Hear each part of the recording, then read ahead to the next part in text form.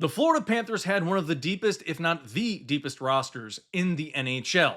Guys that were playing on the fourth line stepped up big in big time moments in the playoffs. There were guys in the third defensive pairing that made some incredible plays to help keep the team in the game. But some of those guys could leave in free agency. We're going to take a look right now at who those guys are, who could potentially replace them, and what could happen if they do stay and other guys walk. I mean, we're just going to talk about mixing everything together. Keep an open mind in this episode with me, guys, please. These are all hypotheticals. So let's take a deep dive into this. Guys, thank you so much for joining me on this episode of Panthers Digest. I am Greg Andrews. Hit that subscribe button down below because you guys need to stay up to date with anything and everything that has to do with your back-to-back Stanley Cup champion, Florida Panthers. So we all know the big three free agents that are sitting around waiting to talk to the Panthers, waiting to see what other teams are going to offer them. We've heard Sam Bennett say multiple times he is staying here. Brad Marchand, he has come out with some subtle hints about possibly staying here. We haven't heard much about him wanting to leave, but the subtle hints he has dropped about staying here in Florida. As for Aaron Ekblad, he is the biggest question mark right now. We don't really know what is going to happen. He's put hints out there that he does want to stay, but in terms of what the team has been doing contractually in those negotiations so far have been few far in between. And he even said that, you know what, these things usually end up happening at the last minute. We're going to talk about Aaron Ekblad in just a moment, but right now we're going to talk about some of the unsung heroes, some of the guys that played on the third defensive pairing, some that played on that fourth line, the unrestricted free agents that don't make the big bucks, that don't score 10 goals in the playoffs or have a 50-point season in the regular season. These are the guys that put in the dirty minutes, the hard-earned minutes that go out there, close out games, or have to go out there and put in a hard shift against a big line to give the other guys on their team a rest. I'm talking about number one, Tomas Nosek, and number two, Nate Schmidt. Both of them had great seasons. Not breakout seasons in their whole careers, but they revitalized their careers last year. They signed for next to nothing with the Panthers, showed up in the playoffs, had a decent regular season for both of these guys. And now they're going to probably get a decent payday. Big ones, not so much, but they're definitely going to get paid more than what the Panthers gave them this past season. So we're going to start off right now talking about Tomas Nosek. He had a very good season this year. He's only 32 years old.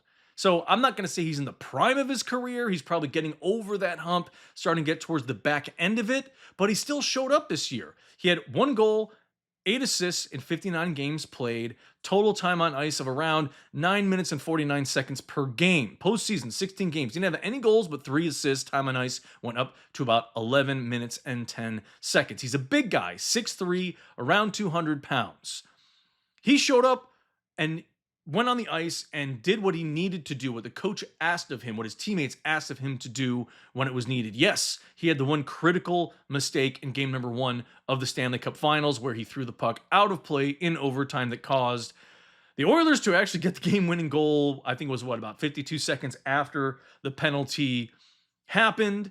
And the rest is history, and I would say this. Not a big deal they won the Stanley Cup. Hooray, great, it was a mistake. But the good news is, again, he put it behind him. Paul Maurice told him, it's not a big deal. You did so much for us. You're one of the main reasons why we came out of the second round against Toronto and were able to move on to the Eastern Conference Finals. Again, the guy has a pretty long career so far. You can see all the different teams he's played on.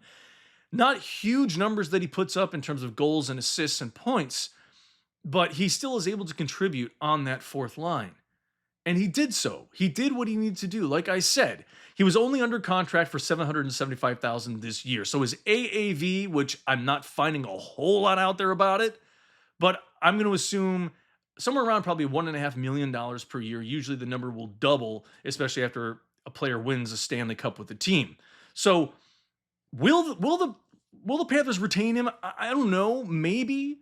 If they could get him for maybe $1.25 million per year and do like a 2-year contract, or maybe do something around 3 years and give him $1 million a year, He could take it. I mean, again, why leave? Why not stay a part of a championship contending roster year in and year out?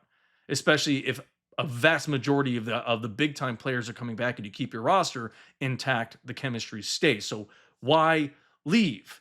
So those were his regular season numbers, as you guys see. Postseason numbers, again, not spectacular. They don't jump out at you, but again, he's on that fourth line. He gets out there and does what he needs to do when it's called upon to let guys rest or to just be out there, put a body on the body, make some plays against the other team's fourth line, and you cross your fingers and hope for the best. But he really did kind of revitalize his career with coming here, winning a championship. He did help out defensively in the playoffs. I'm not going to say any more about it because there's not a whole lot to say. I mean, he still could be a player they should bring back. 32 years old, sign him to a 2 or 3 year deal for next to nothing. You're not getting a huge hit with your salary cap. It could work. But let's say they don't want to sign him. There's another guy that they could potentially take, but again, there's going to take some other things that need to happen in free agency in terms of who stays and who goes on the Florida Panthers. That is something that needs to be discussed in terms of if Aaron Ekblad leaves, that opens the door for the Panthers to possibly improve a couple of roster spots. Let Tomas Nosek walk, and you could sign someone like Brandon Saad. I know he's older, okay? He's the same age as Tomas Nosek. My mistake. 32 years old, 6 foot tall, 215 pounds. He's not as big as Tomas Nosek, but guess what? He's won 2 Stanley Cups in 2013 and 2015 with the Chicago Blackhawks. He has over 900 regular season games, over 100 playoff games. I don't know if you could put him on that fourth line because he still can put up numbers. I mean, he had 13 goals, 17 assists this season. Time on ice was around 14 minutes and 50 seconds. So he was getting paid $1.5 million this year. He ended up taking that because he wanted to try to play for a contender this year. So he ended up taking his previous contract, not following through on it. And then he's like, okay, that opens me up to be able to play with whoever I want to. And he chose the Vegas Knights this past year and didn't play too bad. In the postseason, he didn't do too much. No goals, 2 assists, time on ice of about 14 and a half minutes. But he's a good player. He's a solid player. I like Brandon Saad a lot because of his championship pedigree, his veteran leadership. He is an improvement over Tomas Nosek. Absolutely. Could you squeeze out a little bit of that money, that $1.5 million per year? Maybe say, all right, he was getting, I think it was like around $4 million or $5 million a year previously, but he wants to win another cup. If you try to get him to come here and say, listen, we'll sign you for a 3-year deal. It's the end of your career and we'll do 1.25 per year. It's doable, or 1.5 per year, even though his AAV is probably closer to around $2 million per year. Again, no state tax is very, very inviting for a lot of these players. So here he is in the postseason. Not a whole lot to say for this guy except for his younger years as a Blackhawk. So can he still do what he needs to do? I think so. I think he can come here and make an impact. Just like every other person who has come here as an unrestricted free agent or we traded for, every guy has stepped up their game on this team. And I've said it before. That's what this front office and coaching staff has been able to do with the guys they bring in. Get these guys to be the best hockey players that they can be. Have them break out of their shell or have them revitalize their career, whatever it might be. They have been able to do that with almost every player that has come into this organization for the last 3 years. So to look a little bit more in depth about these two guys, Tomas Nosek, here you go. 59 games, 1 goal, 8 assists, 9 points only, unfortunately. 2.1% shooting on the year, not the greatest. Again, his numbers don't speak volumes. Time on ice, 9 minutes and 49 seconds on average. Not the biggest numbers, but again, he's not out there to put up, 15 goals in a season and 22 assists. He's out there to try to take up space. He's out there to try to do some defensive stuff. He's a bigger guy. He can scrap in the corners, maybe try to get in there in the forecheck when, they're trying to stop the other team from moving into the Panthers defensive third. He can do that. He's a good skater. He still has a lot of positives. He's got versatility. He can play on any position on the line of the three forward positions. He's good at penalty killing as well. His defensive reliability is there, like I said. He's fully capable of playing great defense, and he has a great grasp of the possession game in his entirety of his career. And he's a team player. Team player. The only penalty in the Stanley Cup Finals that he had was that delay of game penalty. But you see there, no offensive production. He really lacks it. He's not the fastest guy. And he has had injuries in the past. And unfortunately, he's not consistent. He doesn't really score all of that often. But you look at Brandon Saad. Look at these numbers. Big difference. Look at the jump. Look at the jump. Huge, huge jumps in these numbers. A 10.2% shooting percentage. He's 6'1". He's not as big, but hey, he puts up numbers offensively. He definitely could bring a different edge to that wing spot. He's a strong forecheck. He's got a very strong forechecking ability and his effort. He's relentless in that forechecking. He's consistent always on the ice. He's an offensive threat, a net front presence. He loves getting in front of that net and trying to crash in front of it and try to deflect the puck into the back of and hit the twine. And he can finish. We all know that he can finish. You know the name Brandon Saad. We all know it. And he's got great postseason experience, and he always can have a positive impact, especially in this past season when he joined the Knights. He showed some signs of this kind of revitalized play, and he had these strong relative metrics for expected and actual goals. Everything jumped for him when he joined that organization. So he's still got some gas in the tank, but he wants to play with the contender. So this might be a great opportunity for the Cats to pick someone up, but not the greatest defensive player.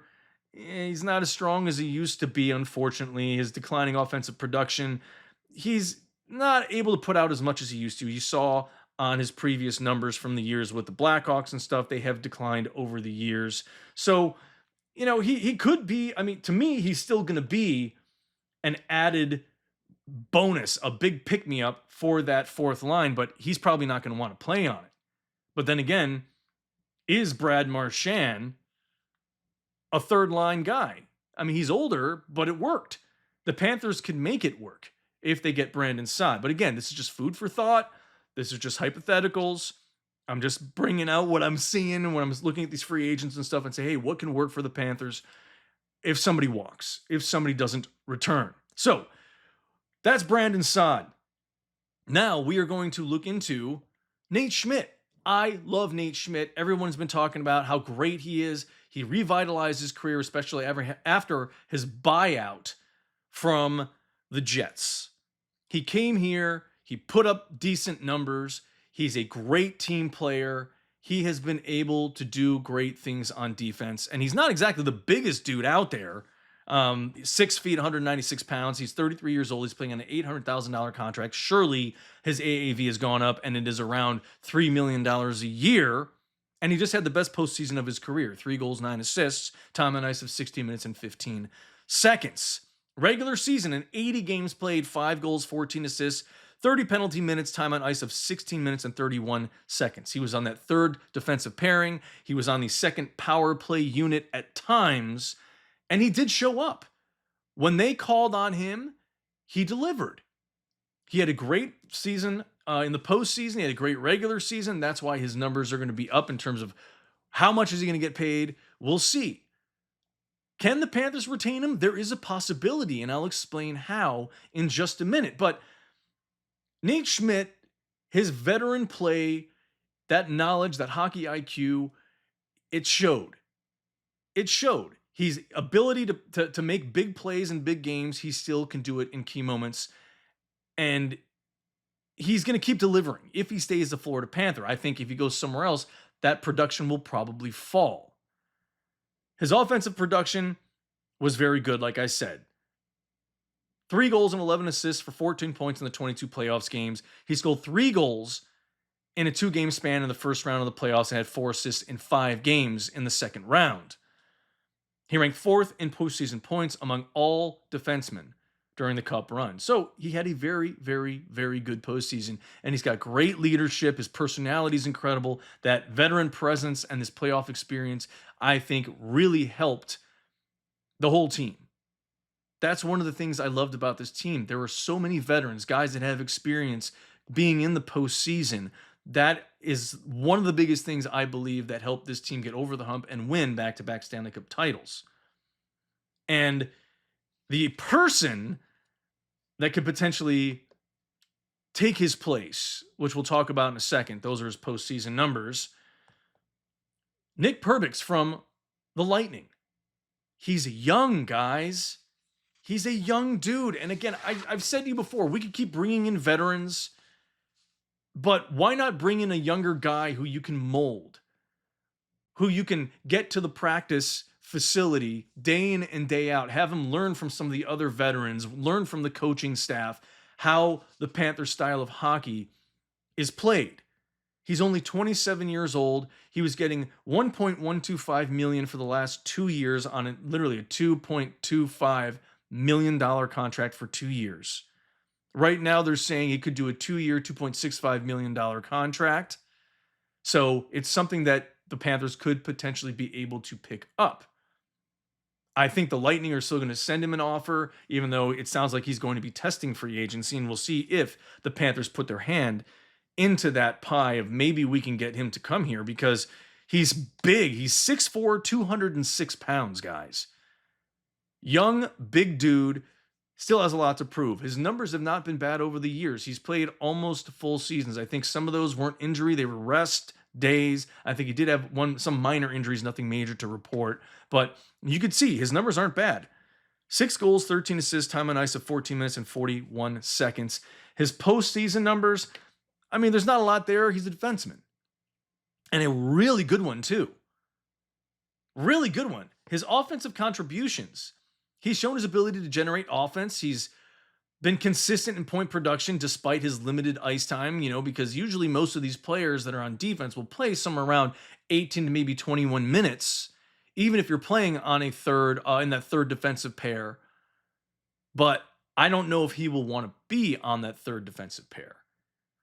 So like I said, I'm going to get into the whole thing with Aaron Ekblad in just a minute if he ends up walking and how things can work. So he is experienced. He is young.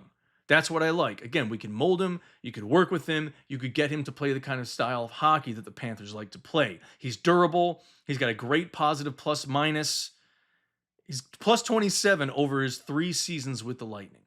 Really good numbers. But he's got limited special teams deployment, been restricted due to minimal time in special teams units.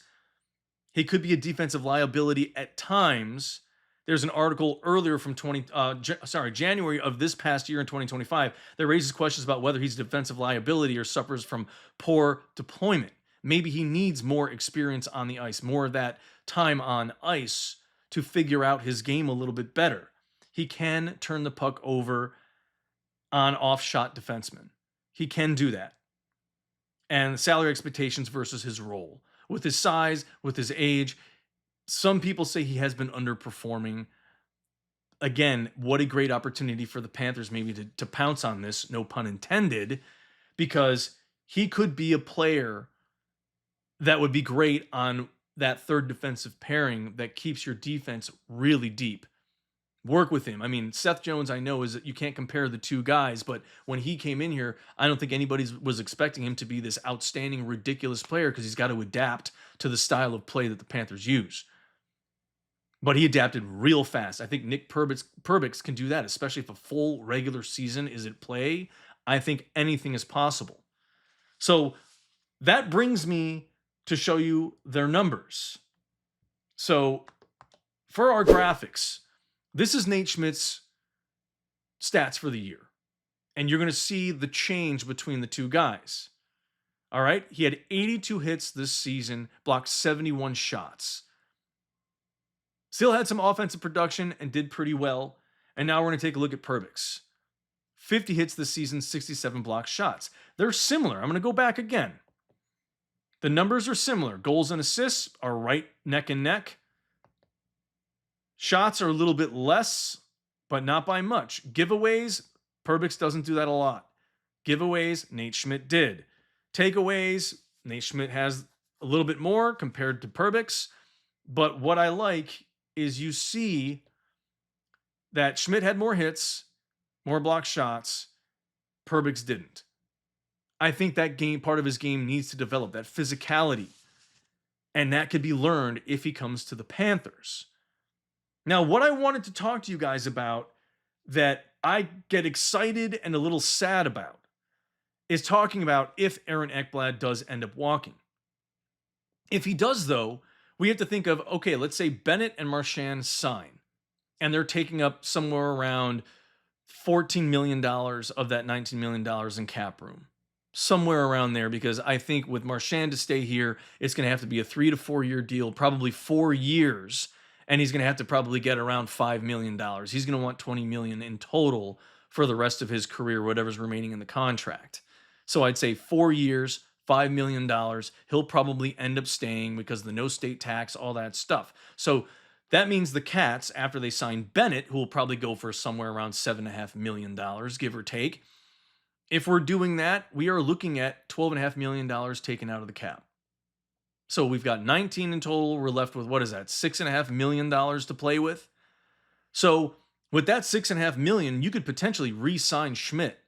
You could potentially bring in Perbix. You could potentially bring in Brandon Saad. You can bring in all of these guys. You could even retain Tomas Nosek if you wanted to try. The biggest question mark that will be Nate Schmidt. Will he be willing to take a little bit less and then bring in some other help that surrounds? Because there are other guys. I know guys, you love Megna. I know Jacob Megna. I know you guys love him. But again, he doesn't have enough experience. He's older at 32 years old. I think the Cats need to find a player that they could bring in that has more experience, that's played more games, that is more consistent, that can actually be more of a contributor. Maybe not be the biggest guy in the ice like Jacob Megna is at 6'6", I believe he is. He's huge.